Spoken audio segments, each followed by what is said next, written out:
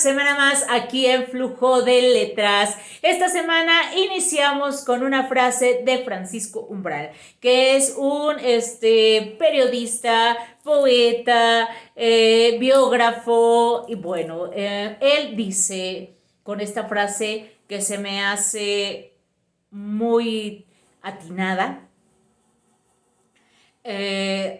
real en el sentido de lo que implica el acto de leer, escribir, leer, un proceso de lectoescritura. Y dice su frase: escribir es la manera más profunda de leer la vida. Cuando nosotros leemos algo, actualizamos un poema, un cuento, una novela, una obra de teatro, una revista, un periódico. Es la vida la que estamos leyendo. Es encontrar esas experiencias difíciles, sublimes, dramáticas, trágicas, divinas, palpables. O sea, un mundo de posibilidades.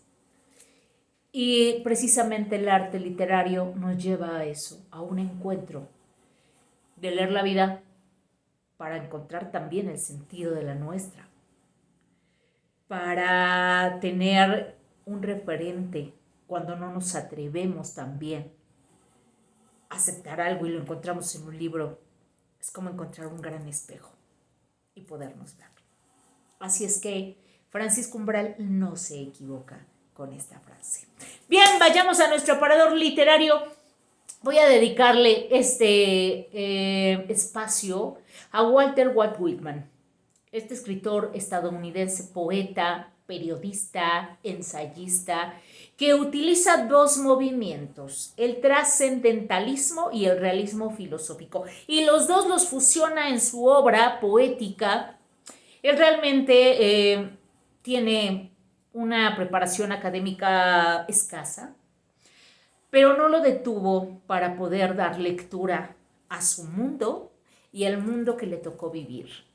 Él nace un 31 de mayo de 1819 y muere un 26 de marzo de 1892. Es hijo de una familia pues con escasos recursos, su madre holandesa, su padre británico, y es el segundo de 9 hijos. Tantos hermanos implicaban muchos gastos para la familia y no darles, digamos, la educación apropiada. Entonces Walt Whitman tiene que empezar muy joven a trabajar, y su trabajo es de maestro itinerante. Después también tiene que incursionar en periódicos, y ahí va teniendo esta posibilidad de enfrentarse a un mundo difícil, pero no por eso crear una poesía totalmente directa y dramática, sino sí nostálgica, sí melancólica, sí en algunos dramática, pero con estos dos movimientos literarios que aplica, nos lleva obviamente al encuentro de uno mismo. Tanto que dentro de su poesía hay un texto, Canto a mí mismo.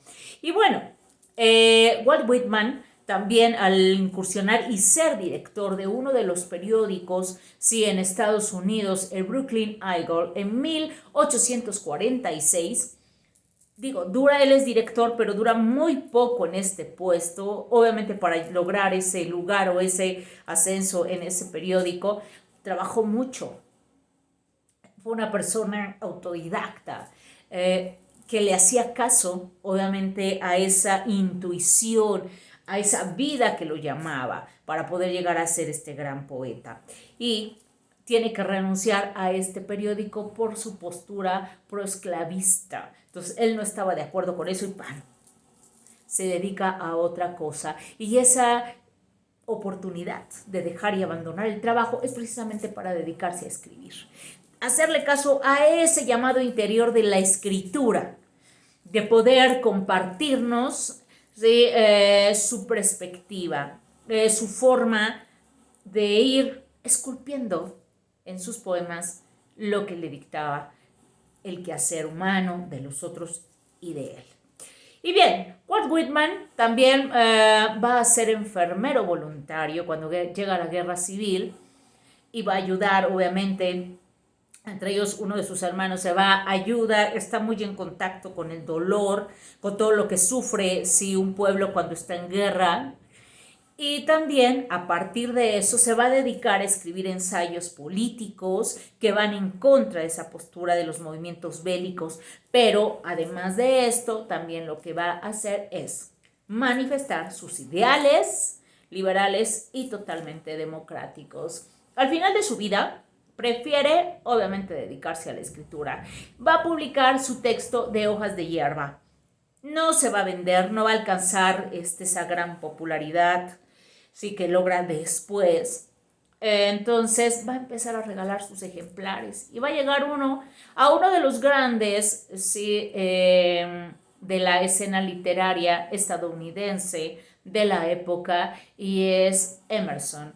Este personaje va a llegar, va a tener acceso a la poesía de Walt Whitman. Fue el primero, debo decirte, en experimentar el verso libre con un lenguaje muy, muy sencillo. Walt Whitman tiene un estilo tierno, válgame el adjetivo que estoy utilizando, y de ahí sensible.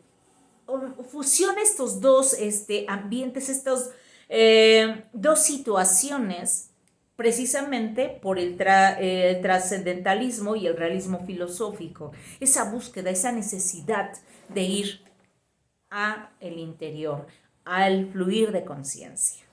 Y te voy a compartir Canto a mí mismo. Me celebro y me canto, y de aquello que me apropie, te debes de apropiar, pues cada átomo que me pertenece también será tuyo. Me entrego a la inquietud e invito a mi alma que también lo haga, mientras me recuesto a mis anchas a mirar un tallo de hierba estival. Mi lengua y cada átomo de mi sangre se formaron de esta tierra, de este aire. Y he nacido aquí, de padres cuyos padres aquí también nacieron, lo mismo que sus padres. A mis 37 años y con una salud perfecta, he empezado a vivir y espero no dejar de hacerlo hasta que muera. Así es que puedes conseguir Canto a mí mismo y introducirte en el verso libre. Hay otros poetas que también han escrito verso libre y han estado ya en un flujo de letras, pero Walt Whitman, digamos, en un contexto distinto. Hemos visto poetas mexicanos, igual Whitman en un ambiente estadounidense, norteamericano, ver cuál es su propuesta y además con estas dos movimientos literarios, qué es lo que propone, y que tú empiezas a darte cuenta de cómo cada poeta, cada sujeto lírico marca su propio estilo. Bien, vayámonos a la colación literaria. En la colación literaria tengo a Gabriela Mistral, una poetisa, chilena, que recibe el premio Nobel en 1945, es pedagoga, y ella, aunque su postura no era su personalidad no era muy tierna físicamente hablando, sino se veía una mujer aguerrida, va a llegar a trabajar temáticas como la maternidad, la soledad, el amor.